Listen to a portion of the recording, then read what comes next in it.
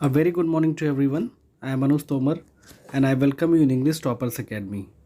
Dear students, today we are going to discuss or explain the poem A Poison Tree. This is a beautiful poem, or you can say that this is one of the most significant poem as far as the imagination of a poet is concerned.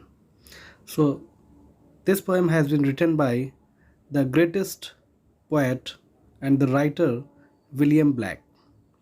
William Black was born on in the year 1757 and he was died in the year 1827. So you can say that this poet belonged to the 19th century period or age. So let's see the brief introduction of the poet William Black. He is regarded as one of the greatest writer of 19th century, and his age was the age in which he has shown the imaginative power as far as the English writing was concerned. He was an artist who is regarded as an influential figure of the Romantic age. So it is clear that he belonged to the age of Romantic. He extensively wrote about God, nature, and the beauty of the human imagination. Black used illuminated printing for most of his well known works, including Songs of Innocence and of Experience, the Book of Hell, the Marriage of Heaven and Hell, and Jerusalem. तो students आपने देखा कि he has written most of the work which became famous after its publication. तो देखते हैं first stanza.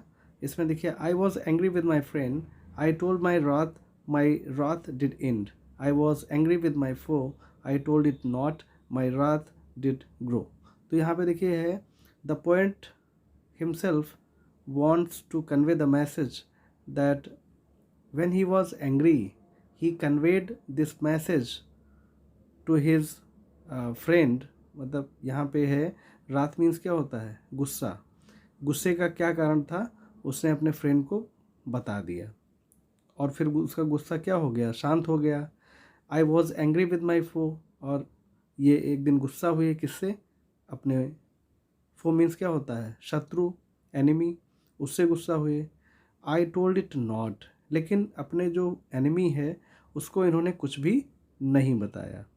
My wrath did grow, और इसी कारण से इनका गुस्सा क्या हुआ, इनका गुस्सा और ज़्यादा बढ़ गया. तो यहाँ पे देखिए बिल्कुल क्लियर बात है कि ये सिम्बॉलिक पोएम है. यहाँ पे क्या बताया गया कि गुस्सा एक तरफ आता है जिसमें वो अपने फ्रेंड को उस गुस्से का कारण बता देता है तो उसका गुस्सा शांत हो जाता है. वेयर एज दूसरी तरफ अगर हम बात करें तो अपने जो एनिमी है उसको गुस्से का कारण नहीं बताता है और वो गुस्सा उसके मस्तिष्क में ही ग्रो करने लगता है. Now let's see the next stanza. I watered it in इन फियर्स, यानी कि जो मेरे मस्तिष्क में जो गुस्सा था उसको इन्होंने क्या किया, जैसे एक पेड़ होता है ना, उसको बड़ा होने के लिए क्या चाहिए, पानी. तो ऐसे ही इन्होंने अपने गुस्से को और ज़्यादा बढ़ाया, उसको नरिश किया, उसको पानी दिया. इन फियर्स यानी कि डर. डर कैसा, कि कहीं ऐसा ना हो इनके फ्रेंड को पता चल जाए गुस्से का कारण और वो आके इनसे सुलह कर ले, समझौता कर ले. Night and morning with my tears. Tears का मतलब यहाँ पे टीयर्स नहीं है, this is a symbolic poem. तो यहाँ पे टीयर्स का मतलब सफरिंग्स हैं, परेशानियाँ. यानी कि जब आप किसी से नाराज़ होगे तो क्या होगे, परेशान रहोगे. तो ये पूरा दिन, पूरी रात, सुबह से लेकर रात तक परेशान ही रहते थे. आई सन्ड इट विद स्माइल्स. तो यहाँ पे देखिए सन्ड का मतलब क्या है कि जैसे एक पेड़ होता है तो उसको सूरज की रोशनी भी चाहिए ना बड़े होने के लिए. तो ये अपने गुस्से को स्माइल के साथ बढ़ा रहे थे, उसको नरिश कर रहे थे, उसको जो चीज़ें चाहिए थी गुस्सा बढ़ने के लिए वो सारी चीज़ें उसको भी दे रहे थे। एंड विद सॉफ्ट डिसिटफुल वॉइस, डिसिट का मतलब है डिसीव यानी कि धोखा देना, और वॉइस का मतलब है चाल, और धोखे वाली चालें भी चल रहे थे अपने जो दुश्मन है उसके साथ। तो इस तरह से मतलब ये क्या है कि this poem is not a common और simple poem, this is a symbolic poem where the poet wants to convey the message by playing different words, यानी कि शब्दों के साथ खेलना जिसे कहते हैं कि एक शब्द है उसका यूज़ किया गया और उसकी मीनिंग दूसरी है, कह कुछ और रहा है और मीनिंग यहाँ पे कुछ और निकल रही है। ठीक है, तो आपको समझ में आ गया होगा। और अब देखते हैं next stanza. Now let's see the next stanza. And it grew both day and night till it bore an apple bright, यानी कि ये जो पेड़ है गुस्से का ये दिन रात बढ़ता गया, till it bore an apple bright, और फिर इसमें से जो एक एप्पल जो कि बहुत ज़्यादा ब्राइट था, चमकीला था, वो निकला, मतलब उगा उस पर। And my foe beheld it shine, और जो मेरा दुश्मन था उसने इसके ऊपर नज़र डाली कि ये जो एप्पल है ये चमक रहा था। And he knew that it was mine, लेकिन उसे पता था कि ये जो एप्पल है जो कि इस पेड़ से निकला है ये मेरा है।